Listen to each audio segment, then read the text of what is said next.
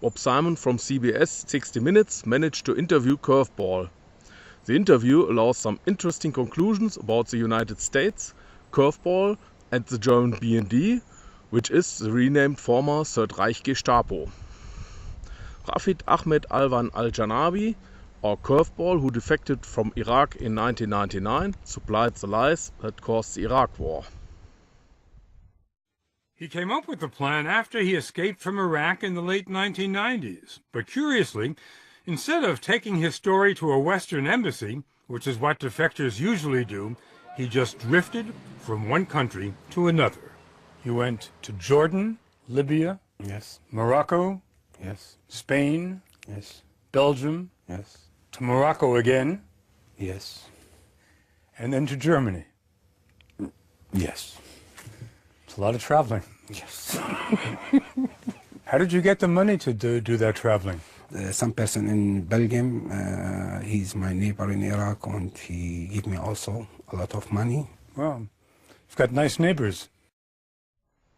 This supply of money raises the question whether Curveball already was working for the BND before coming to Germany.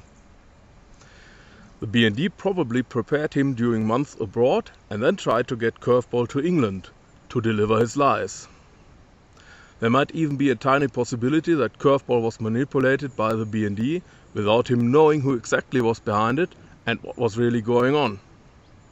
Preparing Curveball abroad would leave no traces to connect him to Germany, should the lies be exposed. Alwan actually wanted to go to England, where he says he hoped to lure the British into thinking Saddam had biological weapons. Sending Curveball to England then seems to have been regarded as impractical by the BND, as the British Secret Service would certainly have discovered Curveball to be a liar. 1 year after his defection, Curveball showed up in Germany. In November 1999, he took a train from Belgium to Germany, where he was to contact a man who would smuggle him into Britain. The meeting point, the Grand Cathedral in Cologne. He waited and waited. The smuggler never showed. The police found you. Yes, and I don't have passport, I don't have identity card, I don't have visa. You must go to the police station.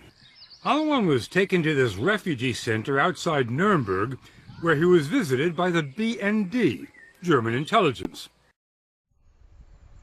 Meeting a smuggler in Germany, who does not show, then being contacted by the police. The whole story is dodgy and seems to be more of a cover-up to get Curveball into Germany. He was given the code name Curveball and was interrogated intensively for most of 2000. This is the official version, but what if Curveball instead was being prepared for what was to come? In The Real Story of Curveball, in German news magazine Der Spiegel Online, we read, posters of American pop groups hung in his room, which his mother had left undisturbed. Indeed, she explained, Rafid had wanted to immigrate to the United States. Still, the BND claimed that Curveball hated the United States. This allowed the BND to deny the CIA access to Curveball. The Germans told U.S. intelligence that Curveball didn't want to meet with Americans, so all Washington got were summaries of his debriefings. But the reports were quite enough to make American intelligence analysts stand up and take notice. Curveball's information became especially alluring because in December 1998, Saddam kicked out the UN weapons inspectors, leaving CIA inboxes empty. Along comes Curveball, and Curveball spun a tale, and he was telling everyone exactly what they expected to hear. So Curveball was sowing his seeds in a very fertile field. Precisely. When you look at the written reports, and there are about 100 of them, you get a sense of someone who was there. It's convincing.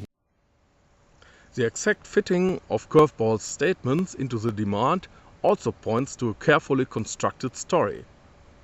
Indeed, intelligence experts and UN inspectors since 1995 had considered mobile weapons laboratories to be a possible explanation for the fact that nothing could be found. The most alarming part of his story was something he said happened at Gerfelnadaf in 1998, a biological accident that killed 12 technicians and turned their skin black. You did tell the Germans that there had been an accident at Gerfelnadaf. I told you exactly. I told this story. CIA analysts also found Curveball credible because he named names.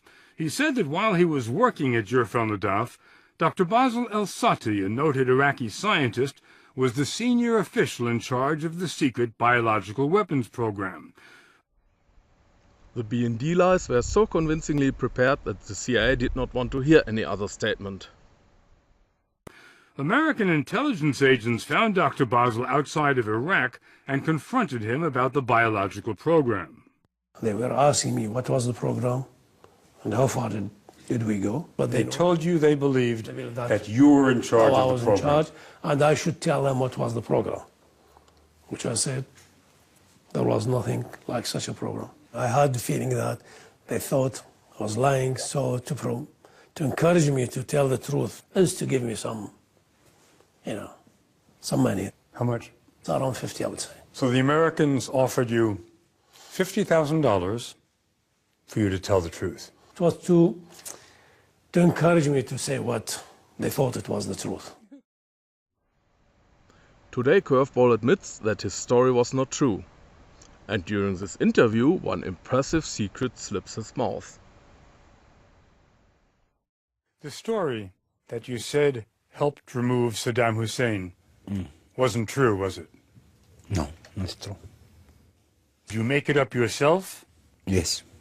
All by yourself? Yes. Some person he gave me. Curveball then hinted that someone may have helped him. But exactly who? He just wouldn't give us a straight answer. Not somebody.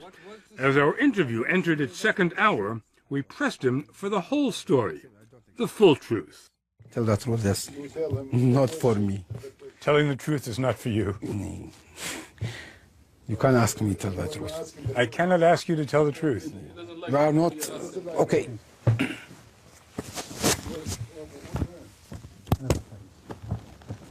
It's next time.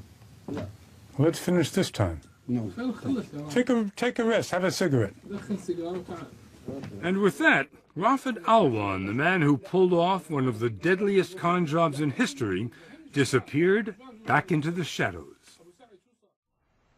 So Curveball did not make up the weapons of mass destruction story on his own.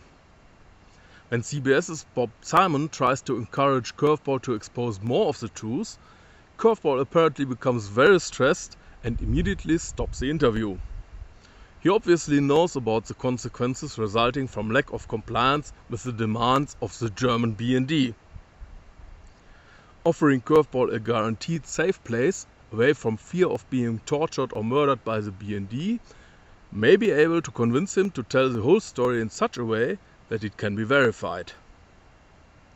The evaluation of the material seen in this film leaves almost no doubt that the BND deliberately supplied the United States with carefully faked material about non-existing biological weapons in Iraq. Additionally, we find hints that the BND already had supported Curveball financially before he came to Germany, and that the BND may have tried to send Curveball to England to deliver his lies.